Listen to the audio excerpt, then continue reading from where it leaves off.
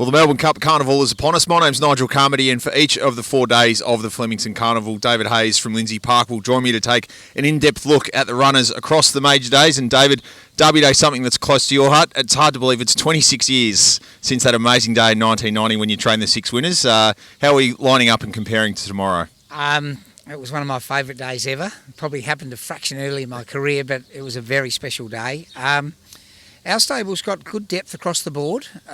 I'd be very surprised if we won 6, but I'll be disappointed if we don't win a couple. Opportunities with runners in most races. No runner in the Carbine Club tomorrow, but 2 runners in race 2. The Wakeful Stakes, of course, those horses on an Oaks path potentially. Sebring Dream has been running on from the back in those races at Caulfield, the 1,000 guineas in the Ethereal, and gives a sense that while it'll handle the 2,000 metres and above, a bigger track should suit it tomorrow as well. Yeah, I think she's a genuine... You hit it right on the head. She's a big track horse. She's been getting bad gaits and we've been going back on her. Hopefully McDonald can have a little bit closer with a bit of cover, and sometimes 3 wide with cover is the place to be at Flemington. She'll run really well. And Waterloo Sunset ran a shocker at Caulfield, but we've tied her tongue and we've got Moreira on her, who is just a freak, and her best run was at Flemington in the Fillies mile race. So she could jump out of the ground, but needs to improve on her last run. And extending on Waterloo Sunset and Joe Moreira, the engagement of him's an interesting one because he is highly sought after any time he's prepared to come down from Hong Kong. On a Group 1 day like tomorrow, to have him on a number of your horses must be a massive boon. Yeah, look, it is. I spent 10 years in Hong Kong and I really appreciate how hard it is there, and what he's done in Hong Kong. He must be one of those 1 in a million jockeys. I've noticed him from afar coming down to Australia and always striking. He does well. Wherever he goes, he rides winners. He went to Japan, rode 5 winners. He went to Singapore, took Singapore over in 5 minutes. And look, if he's available, just in fairness to our owners and connections, you need every edge on these tough days, and he might be a big edge on the day. What's a minimum standard from Sebring Dream and Waterloo Sunset to see them progress from the Wakeful to potentially the Crown Oaks on Thursday? Running on into a place, and if they're not running a place, this is with clear running, of course. If they can't run a place, they'll probably go out. Race 3, the Moom Stakes, which has moved from Oaks Day, the 1,100 metre sprint for the fillies and mares. Dell is just an iron horse. It's 14th run in 12 months coming up on Saturday. You put Joe Moreira on it as well, and she was outstanding in the Northwood Plume at Caulfield, and no reason she can't transfer that form up to the straight. Yeah, she's one of those horses that wins more than she loses, and they're a dream to train. So the combination with Moreira, who wins more than he loses as well. The only box not tick with her is the straight, but she seems to go in Perth, everywhere. We're pretty confident in a tough race she can win. Where does she ideally sit in the run tomorrow? Oh, right there in the first 3. There's a lot of speed, but she is fast, but she'll be right on the back of the speed. Race 5 is probably the hottest edition of the Coolmore Stud Stakes we've seen. It is stamped as that stallion-making race from time to time. Darren meets an extremely hot field tomorrow, but he was excellent in the Blue Sapphire behind Flying Artie, and no reason he can't transfer that form tomorrow as well. Yeah, he ran the best sectionals that day, on a day where the on-pacers won. That was the race Ollie got 20 meetings on, knocking a horse sideways. So Ollie knew you had to be right on the pace and got the job done. Got a holiday, but got the job done. And our fella was the best closer in the race. Look, he's a high-class horse that hasn't been discovered, but we got a little inkling into his ability when the Guineas winner beat him a short head in Sydney. So he's got Group 1 form, putting a line through that, and he'll have to be at his absolute best, but I think he is, and he could run a place at the big odds. And with all those good horses gunning at each other, it sometimes can be won by the low-profile horse coming through, and he might be it. One key advantage he has, particularly over those Sydney Raiders, is he's had experience up the straight before he had his first start up here in March. What advantage do you perhaps see that playing? That's a good advantage. We didn't have to trial him close to the race, and a lot of them have trialled down the straight. He had a trial as a 2-year-old down there and went very well. We thought he might have been a Blue Diamond horse, but went Shinsaw. So, and his run down the straight was excellent, getting it a bit wrong, but he's got blinkers and the benefit of a few races. He'll be good down there. Rising Romance lines up in the Maya Classic. She's pretty familiar with Derby Day. She's run in the past two McKinnons for a sixth and a second. Was solid in the stock stakes for fourth behind Don't Doubt Mama, who she will face here again. And it's a pretty hot addition to the Maya Classic, but she's a horse that, at her best, you'd imagine could be there when the whips are cracking. Yeah, look, it's a really tough edition of the race. I think there's 7 horses that if they won, you wouldn't be surprised. But all I can tell punters is, for some strange reason, the last 2 weeks, this mare has never worked better. And for the stable, she hasn't won, but she's been placed in 4 Group 1s against the boys.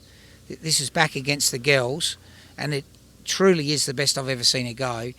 The only downside is the barrier. We're really not sure how Damien's going to ride her tactically. We're still tossing and turning about it, but if she gets the right tactical run, she'll stretch those good mares. And the significance of blinkers off for her? Yeah, well, she missed the start at Moonee Valley with them on, and she's one of those old girls. We're just tinkering with the gear, and hopefully the winkers will help. The track work at Lindsay Park's been excellent in the winkers. All Out of Love heads to the Amy Victoria Derby, coming off 2 5-length beaten finishes in the Geelong Classic and the UCI over 800 metres here on Turnbull Stakes Day. What are the opportunities for it to bridge the gap, I guess, obviously heading out to the 2500? Look, I thought the Flemington run was very good. His sectionals were very encouraging. At Geelong, we got it a bit wrong. We went forward and he over-raced. So it's a bit like running an 800, your first lap flat out. So he looked like he wouldn't stay, but his Flemington run suggested he would. So we'll ride him more in the relaxed mode. He's a long shot, and ride him like there's not a lot of pressure and just produce him late, and hopefully he can run into a place. And we'd be very surprised if he won, but I've had rougher ones do it. Rawnack a few years ago nearly won at 100 to 1. The reprogrammed Cantala Stakes moves from, of course, being traditionally on the final day of the carnival back to the first day. A race you've had a great affinity with, All-American, the most recent winner back in 2009. Here's Our Rocky comes off an amazing vein of form that it's had in this prep, and even dating back, I guess, to its Sydney Autumn Carnival as well. Was wonderful in the Toorak, only goes up a kilo here. What are your thoughts on it going to 1600? Of course, ran on this day last year at the distance in the Carbine, beaten only just a length. Yeah, he was a victim of the track bias last year. Another horse that wins more than he loses, so they're always good to follow. He's a horse that reminds me a lot of a champion I trained in my early days, Better Loosen Up. He just moseys along and he just keeps winning. I think he's 6 out of 7, and we're confident he's going to run well again. And whenever you see this horse on rain-affected ground, double your bet. I don't know if he'll get that this weekend, but and he'll be better at 2,000. But he's been set for it. It's been a long-term plan. We've resisted running at weight for age to win these 2 big handicaps, and hopefully he can do it.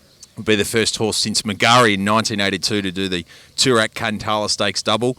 Birch, perhaps a benefit of the reprogramming of the race, is only coming into this off the Caulfield Guineas run, 50 kilos. Chad Schofield goes on, and probably in another 5 or 10 metres it wins the Caulfield Guineas. How's its preparation been? And talk us through also the decision to go down this path rather than perhaps heading towards the Derby. With this being a new race, I felt that a lot of people wouldn't think of this race. Everyone's so Derby conscious at this time of year. The ownership group just felt that he's a really promising weight for age star of the future, and not quite ready to do the 1.5 miles, even though I think he would have been nearly favourite in the Derby. If he wins the Derby and he wins the Cantella, he wins more money in the Derby, but his value, if he wins the mile Group 1 against the older horses, would be 8 to 10 times more. So instead of running for $1 million on the weekend, he's probably racing for 10 million if he happens to win, I'd say, with his looks. And it's an interesting horse in this race. He's Our Rocky, I think, reminds me a lot of Better Loosen Up, and the reason I bought this fellow Birch is he reminded me so much of Criterion. So it's unusual to have 2 horses that remind me of future stars, and hopefully they'll end up as good. Chad Schofield on, and from barrier 2, what are his instructions likely to be? Just hang on and get some room from the 600 and take advantage of your lightweight. And he's Our Rocky more likely to perhaps be up or near on the speed? I haven't had a chat with Dwayne about it yet. He'll certainly have it all worked out, and My natural inclination would be to let him relax and trust him and let him charge home, especially if on the day horses are winning down the centre of the track. 2 runners in the final race of the day, the tab.com.au stakes. You won this race with Eagle Falls back in 2009 as well. Dibiani comes back from starting its campaign with a wonderful run in the Ori Star up the straight, then went to Sydney. Tramway, Epsom, form behind Iraqi, it reads pretty well, but talk us through, bring it back from the 1600 to the 1200 rather than perhaps pushing onto a race like the Cancelar.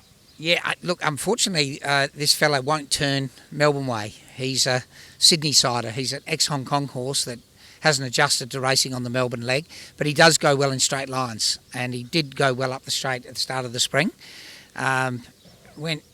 He was home in the Epsom, just got beaten in the $1 million Epsom. So we freshened him up. He's done a lot of swimming, a lot of easy work, and hopefully he can get that sprint back. It's always a bit of a challenge, but he's had a month to come back from the big Randwick Mile. Has freshened up well, looks terrific, and we really would love him to be finishing strongly because he might get an invitation for the Hong Kong International Mile. He left Hong Kong as a bleeder, but he hasn't bled here. So we'd love to, if he can gain an invite. I think he's tinkering on getting one. So he's Hong Kong owned. It would be terrific. Might have to give him the stable name Zoolander, given his inability to turn both ways. Cannery rounds out the day in the tab.com.au stakes. Great form up the straight. Great recent sprint form, of course, of those 2 black-type wins at Caulfield. Joe Moreira completes his day aboard Cannery, who was also pretty impressive up the straight this day last year in the Coolmore. Yeah, he was all but one, and Exophia was in that race. It was a boom race like the races this year. He unfortunately was out in the slow lane, and Japanese got up on the inside. Look, he's in great form. I think he's a potential Group 1 sprinter, and you can tip him to all your mates. David, it's an enormous day for the stable, culmination of 6, in some cases 12 months work for you, but in the entire team here at Lindsay Park, so all the best. We'll be back to preview Emirates Melbourne Cup Day and look at the entire Lindsay Park stable ahead of Tuesday's Melbourne Cup. Look forward to speaking to you then here via Lindsay Park's online and social channels.